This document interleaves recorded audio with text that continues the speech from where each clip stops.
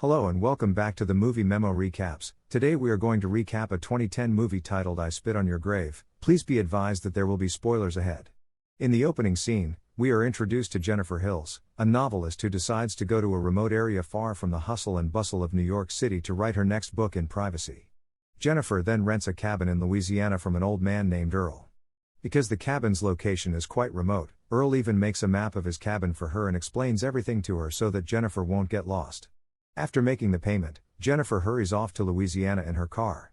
On the way, Jennifer decides to stop at a gas station to refuel and ensure the location of the cabin she will visit by asking the gas station attendant. At that moment, the gas station attendant named Johnny Miller, who is on duty, appears to admire Jennifer's beauty to the point of trying to flirt with her in front of his two friends, Andy Karonsky and Stanley Woods. Unfortunately, Johnny's advances only frighten Jennifer, prompting her to quickly leave the gas station, while Andy and Stanley seem to laugh at their friend who failed to charm a girl.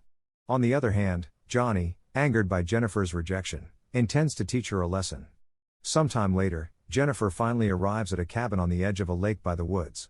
Its remote location makes her happy because she can write her novel peacefully.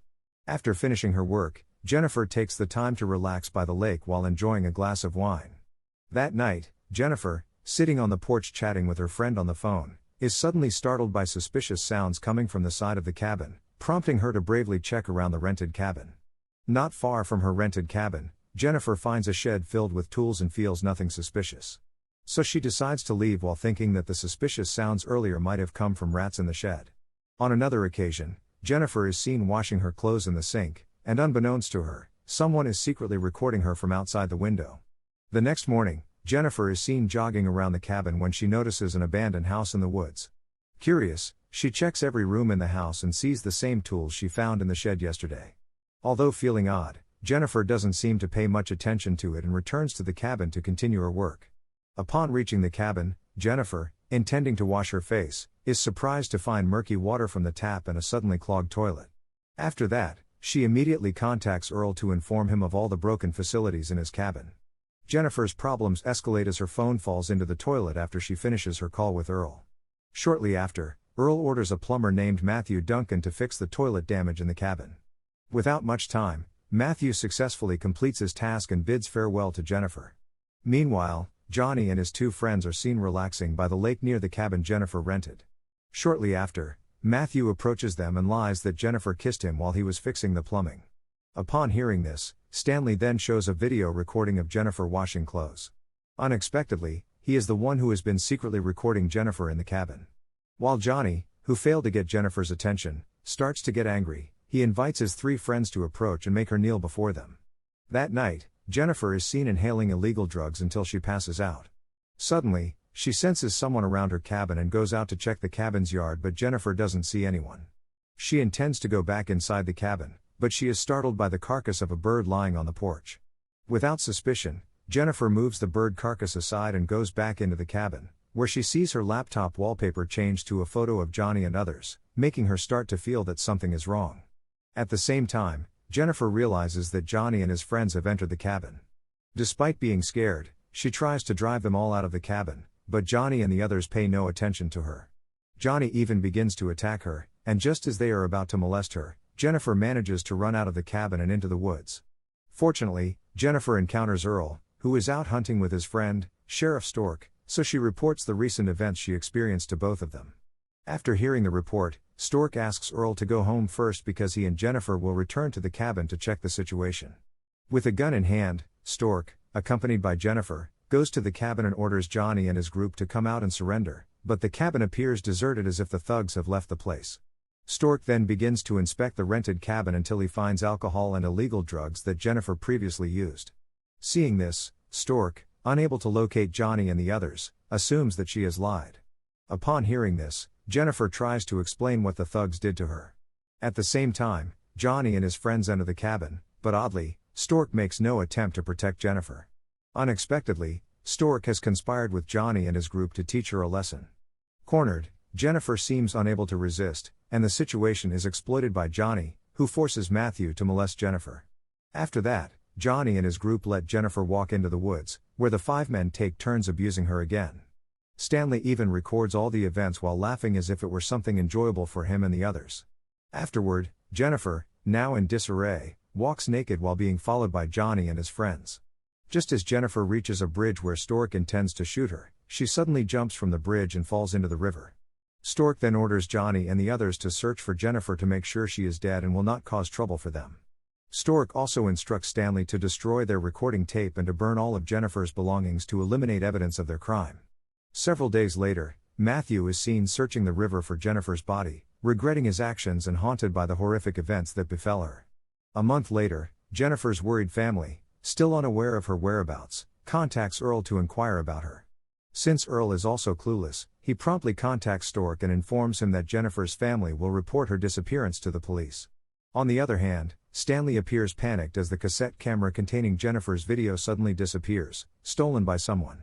Unexpectedly, he had destroyed an empty cassette in front of Stork and others because Stanley wanted to keep the tape.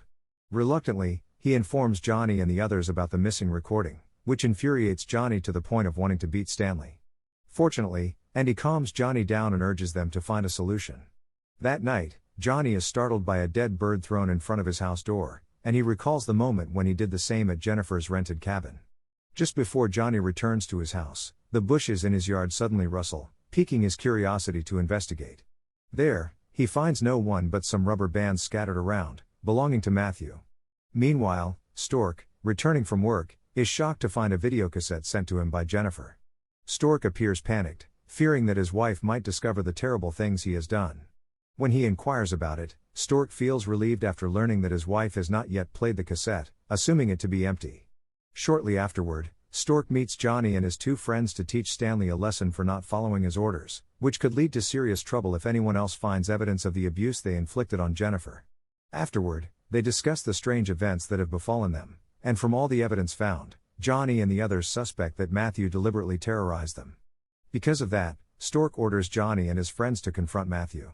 On another occasion, Stork invited Earl to go hunting in the woods, as they usually did.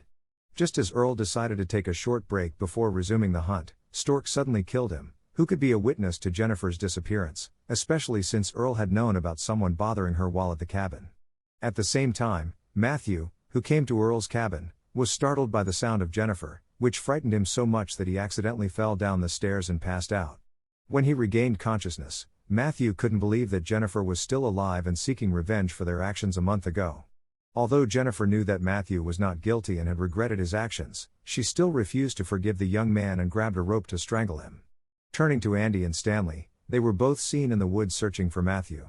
Upon reaching the edge of the lake, Andy caught a glimpse of someone he thought was Matthew, so he immediately followed. Unfortunately, Andy was surprised by Stanley's sudden appearance, intentionally startling him.